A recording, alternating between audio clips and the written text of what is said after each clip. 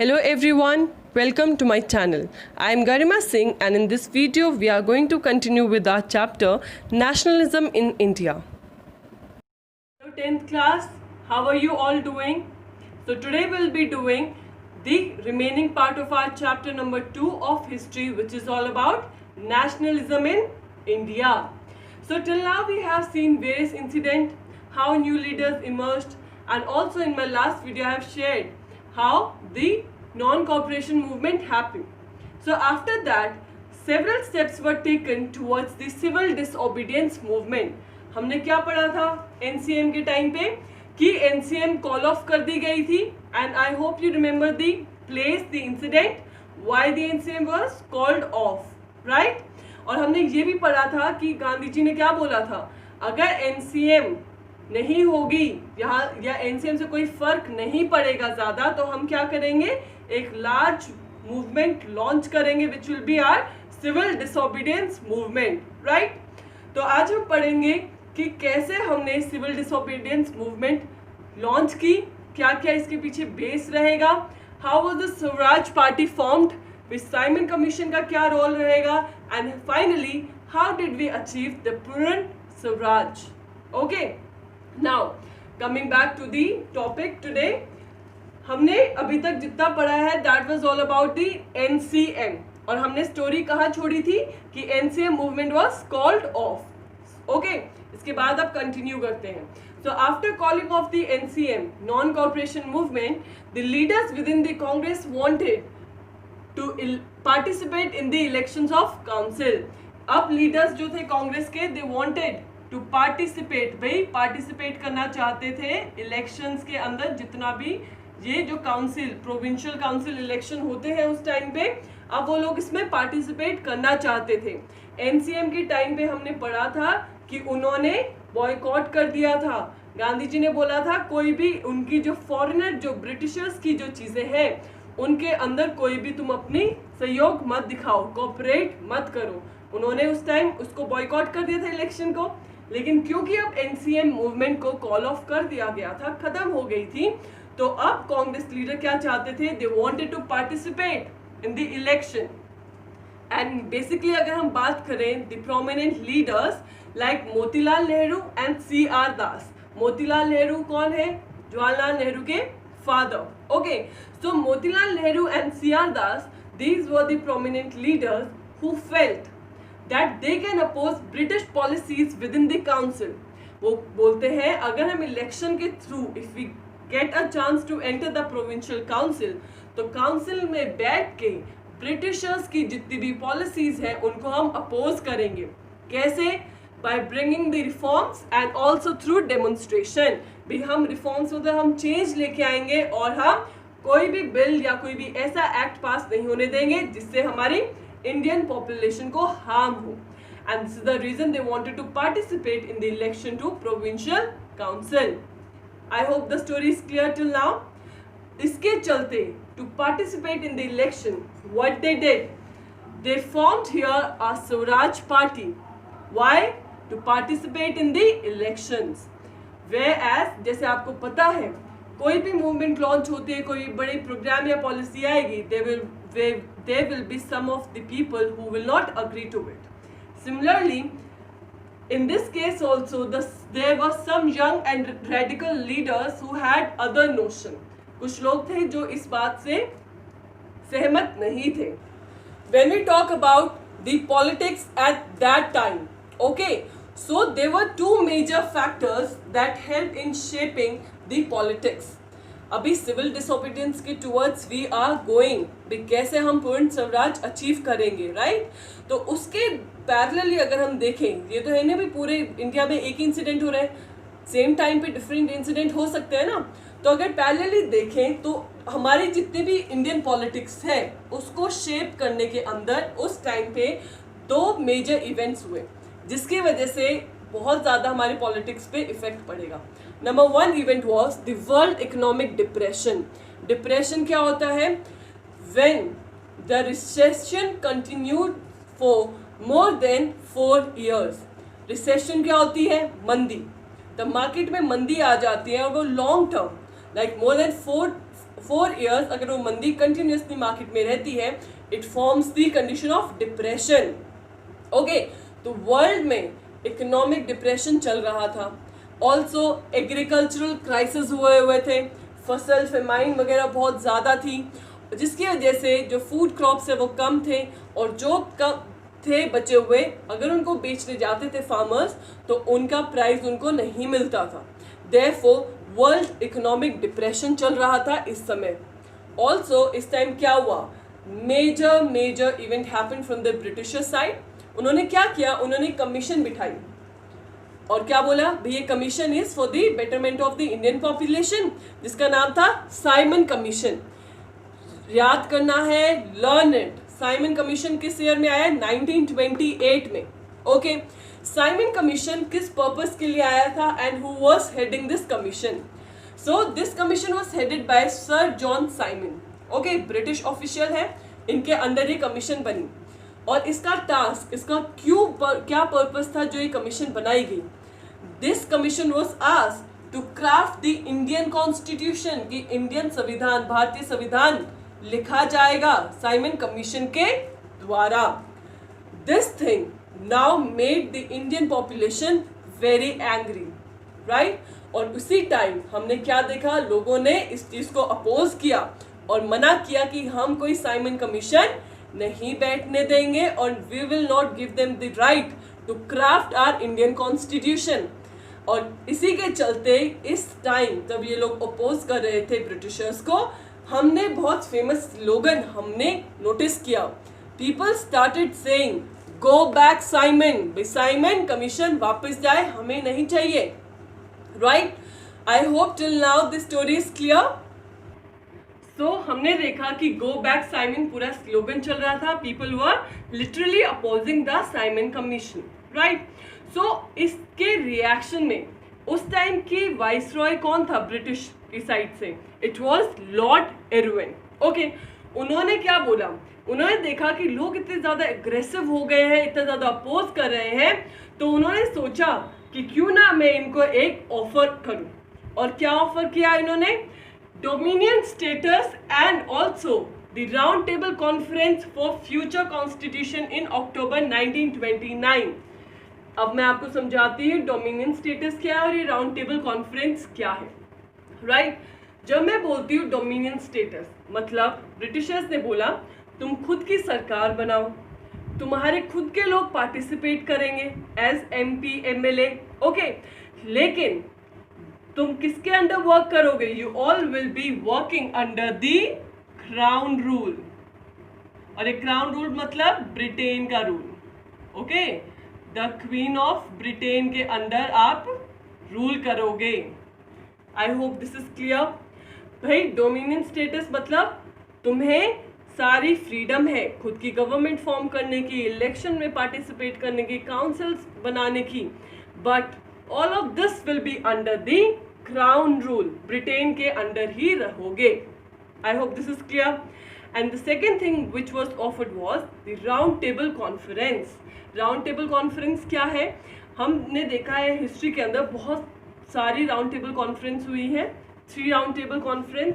Basically ये conference इसलिए होती थी, जितने भी लीडर्स हैं और ब्रिटिशर्स हैं सब साथ बैठेंगे इंडियन लीडर्स के साथ and they will discuss all the problems in the conference. Okay, उन्होंने बोला कि फ्यूचर में अगर कोई भी कॉन्स्टिट्यूशन बनता है तुम्हारे यहाँ, दैट विल बी डिसाइडेड कि क्या क्या चीज़ें होंगी और कैसे बनेगा in the round table conference that will be happening in October 1929. I hope this is clear. Then what happened in December 1929? There happened again another Congress session which was the Lahore session. बताया था जितने भी session होंगे जिस जगह पे होंगे उसके पीछे उसका नाम पड़ेगा. ओके, यहाँ लाहौर सेशन में Jawaharlal Nehru, JL Nehru, he passed the resolution of पूर्ण स्वराज. पूर्ण स्वराज मतलब फुल इंडिपेंडेंस. हमें पूरी आज़ादी चाहिए, कोई डोमिनेंट स्टेटस नहीं चाहिए, right.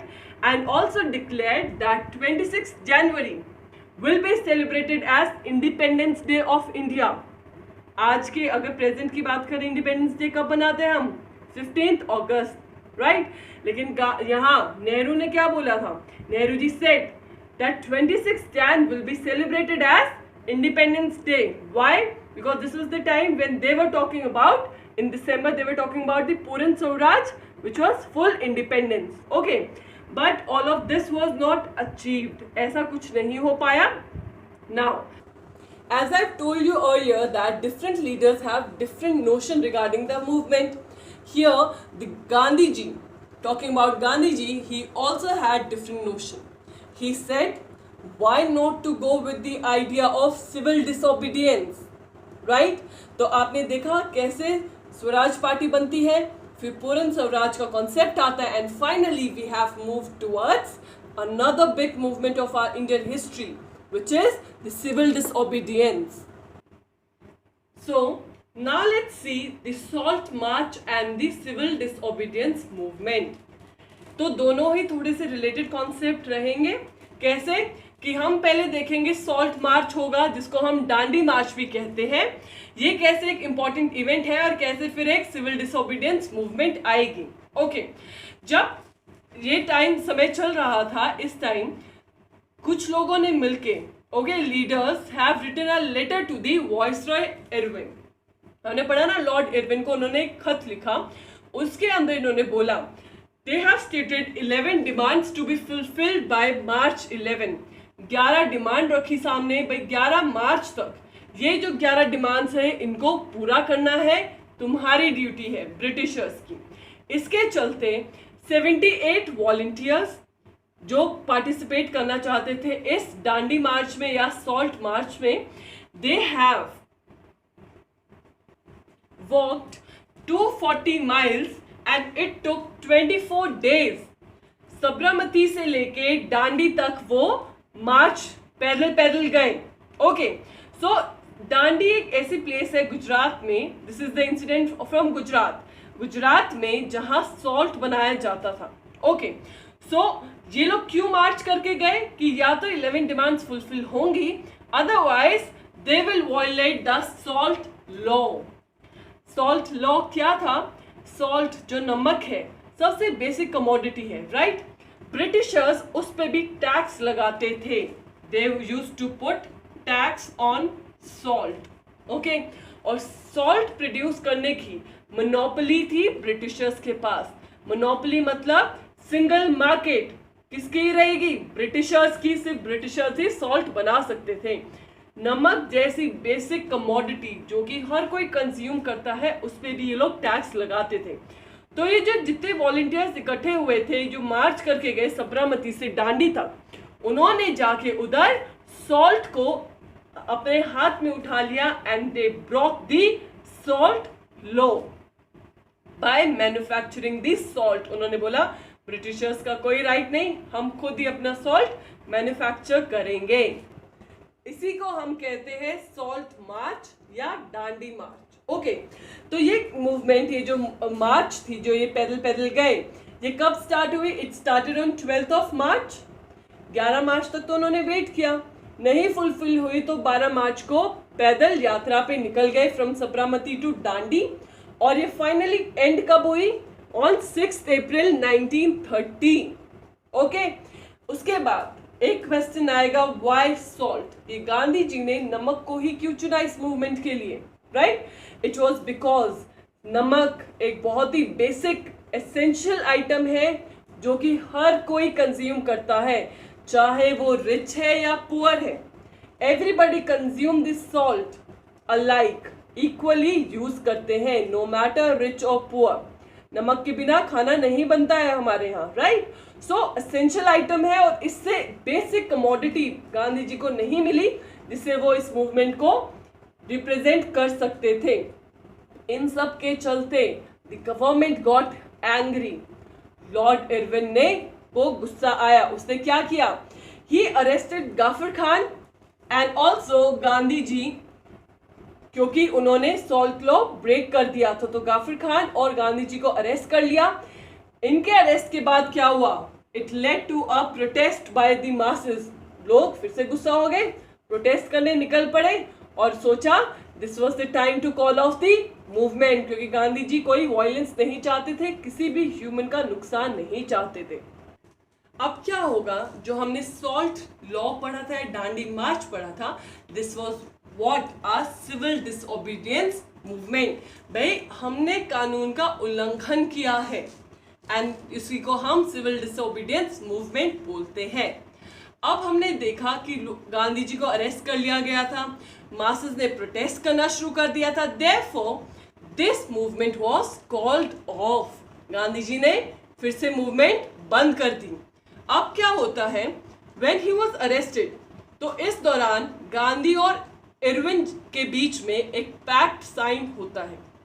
Pact is what, agreement. Okay, date क्या है, 5 मार्च 1931। इस पैक्ट के चलते इरविन डिमांड करता है, इरविन कौन है, वॉइसरॉय है ब्रिटिशर्स का, ये डिमांड करता है कि मूवमेंट बिल्कुल खत्म हो जानी चाहिए। बदले में गांधी जी क्या डिमांड करते हैं कि हमारी भी कुछ सुना जाए, राइट।